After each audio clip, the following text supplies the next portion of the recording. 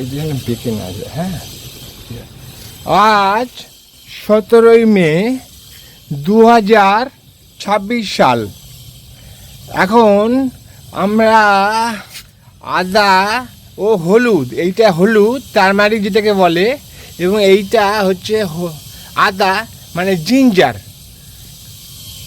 Crop রোপণ করছি।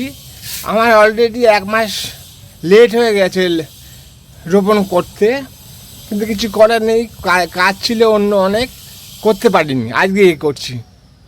তো এর যে মাটি 1 মাস আগে থেকে তৈরি করে রেখেছি। আর দেখুন এই মাটির যে কত সুন্দর আছে। এর ঢাকা ছিল প্লাস্টিকের বস্তায়, সিমেন্টের বস্তা দিয়ে ঢাকা ছিল। হ্যাঁ, তো খুলেছি। এবারে কাছে এসো, আমরা একটা করে বেশ কিছুটা ডিপ করে পুঁততে হবে। এখানে হাইলাইট, কাছে এসে এই ডিপ করে পুঁতছি, ঠিক আছে? ডিপ করে পুঁতছি।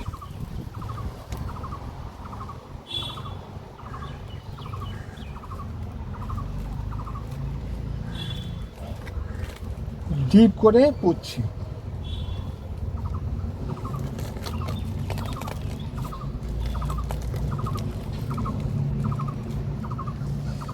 এই মাটি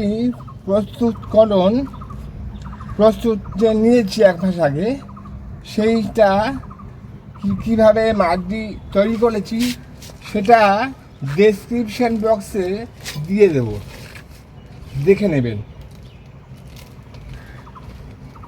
এবারে এইটা হচ্ছে, একটু কাছে এসে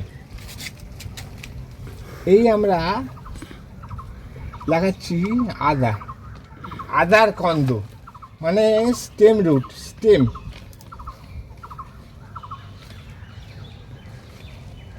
জিঞ্জার স্টেম।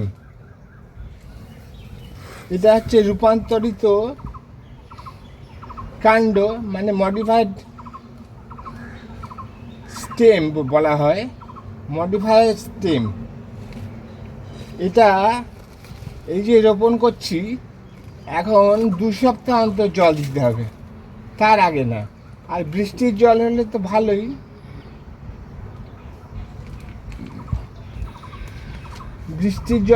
ভালোই, কথা নেই কোনো।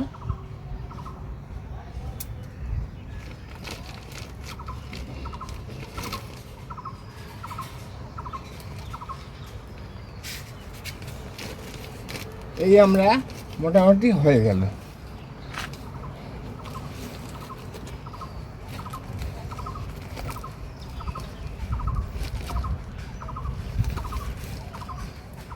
এইভাবে আমরা রেখে দেব এবং 2 সপ্তাহ অন্তর জল দেব, তাতে কল বেরিয়ে যাবে এবং নেক্সট আপডেট দিয়ে দেব পরবর্তী ভিডিওতে। এই আমার নিরুনি, আর এই যে কিনেছিলাম এই হলুদ আর আদা, আমি বলে দিই এগুলো হাইব্রিড জাতের। হাইব্রিড হচ্ছে এই যে হলুদ, এটাকে বলা হয় পাটনাই হলুদ, হাইব্রিড ভ্যারাইটি। আর এই যে আদার যে কন্দ, এটাও হাইব্রিড। এটা হাইব্রিড হচ্ছে বরিস জাতের হাইব্রিড আদা।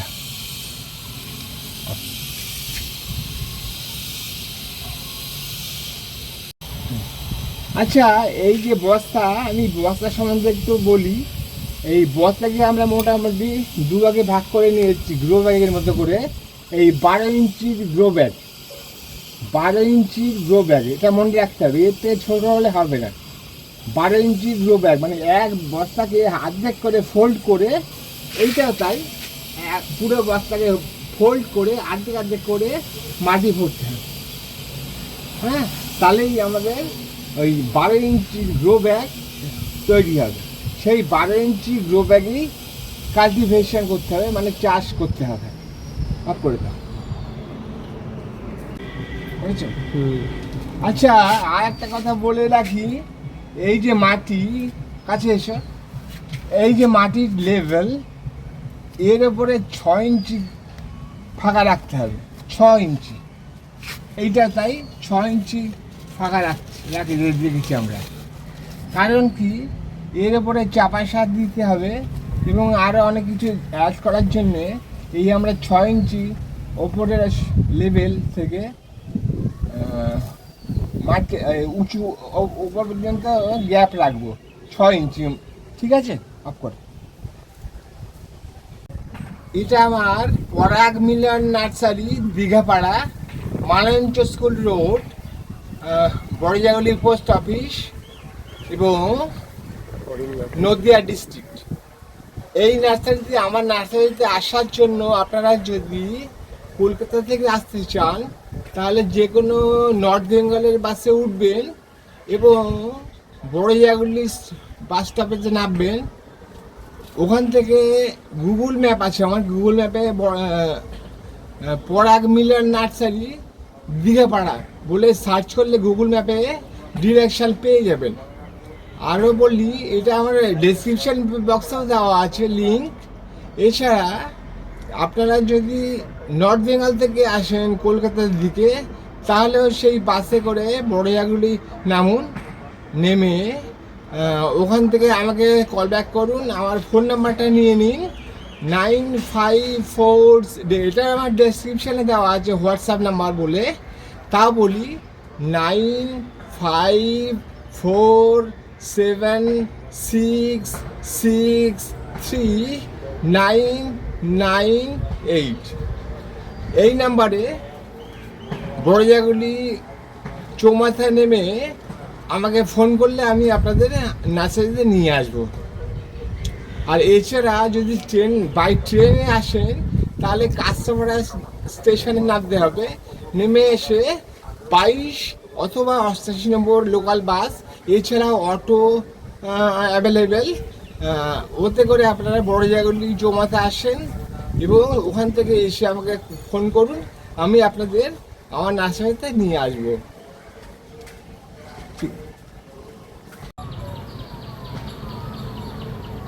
এই যে দেখছেন বস্তার যে সোর্স মানে উৎস হচ্ছে সবচেয়ে ভালো, বিনা পয়সায় হয়ে যায়। বাড়িতে যে চাল আসে, চালের যে বস্তা, সেই বস্তায় 1 বছর ভালোভাবে টেকসই হয়। আর প্রত্যেক বছর তাহলে বস্তা চেঞ্জ করতে হবে, বস্তা পাল্টাতে হবে। চালের যে বস্তা আসে সেই বস্তাতেই করতে হবে এই হলুদ, মানে যে কোনো কন্দ জাতীয় গাছ, কন্দমূল জাতীয় গাছের চাষ।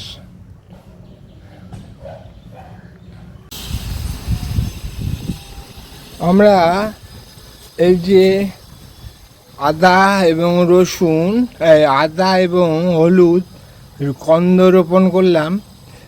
এই যে এটার মোটামুটি পার বস্তা 70 থেকে 85 গ্রাম ওজন করে দেখেছি প্রত্যেকটা, আদা যা হলুদ।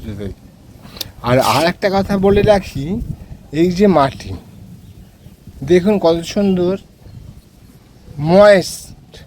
Moist soil, not সগি। হ্যাঁ, এই যে দেখছেন ময়েস্ট সয়েল, নট সগি সয়েল, মানে সামান্য আর্দ্রতা থাকবে কিন্তু কাদা কাদা হবে না মাটি।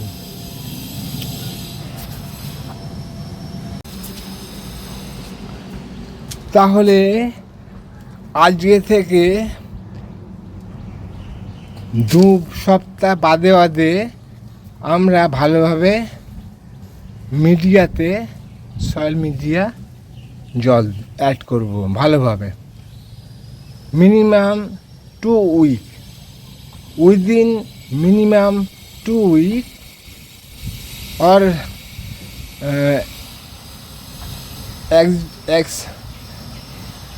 অ্যাকচুয়াল 2 উইক, 2 সপ্তাহ অন্তর জল প্রয়োগ করব। ঠিক আছে, এখন সর্বশেষ যেটা করতে হবে, এই যে আপনাদের দেখাচ্ছি, ধানের তুষ বা রাইস হাস্ক দিয়ে মালচিং করতে হবে। মালচিং মানে কি? মালচিং মানে হচ্ছে এই যে এই ফাঁকা জায়গায়, এই যে এই ফাঁকা জায়গায় দিয়ে দিচ্ছি, এতে কী হয়, আগাছা জন্মায় না এবং মাটির যে ময়েস্ট ভাবটা সেটা বজায় থাকে। এই দুটো কারণ আছে তোমার এই মালচিং করার উপযোগিতা, মালচিং করার গুণাবলী। এটা মালচিং হয়ে গেলে এটা হলুদের বস্তা, এবং এবারে হবে এই রাইস হাস্ক বা ধানের তোষ দিয়ে আদার বস্তা মালচিং করা।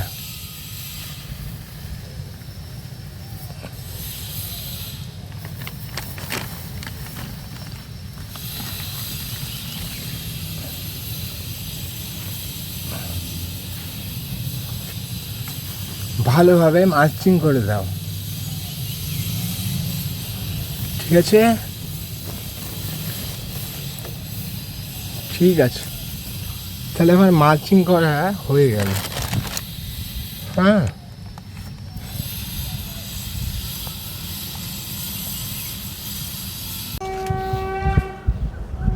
এখন আমরা দেখব এই যে বস্তা করছি চাষ, হলুদ এবং আদা কন্দ জাতীয় গাছ কীরকম জায়গায় রাখতে হবে। সামান্য আলোর ছায়াযুক্ত জায়গায় রাখাটাই ভালো। সবাই বলে বড় গাছের নিচে রাখতে, যেমন কাঁঠাল গাছ, আম গাছ, লিচু গাছ, বড় বড় গাছের নিচে রাখতে। তো আমার তো ছাদে বাগান, বড় গাছ নেই বললেই চলে। তো এই জন্য আমরা কী করেছি, এই যে শেড, এই যে দেখছেন শেডের নিচে রেখেছি। শেডের নিচে রেখেছি এই যে করগেটেড টিনের শেড আছে আমার, এই শেডের নিচে রেখেছি বস্তাগুলো। এই যে যেখানে দেখুন সামান্য আলো আছে, সামান্য ছায়া আছে, মানে আলো ছায়া যুক্ত অঞ্চলে রেখেছি। এটা একটা মেন জিনিস, এটা মাথায় খেয়াল রাখতে হবে।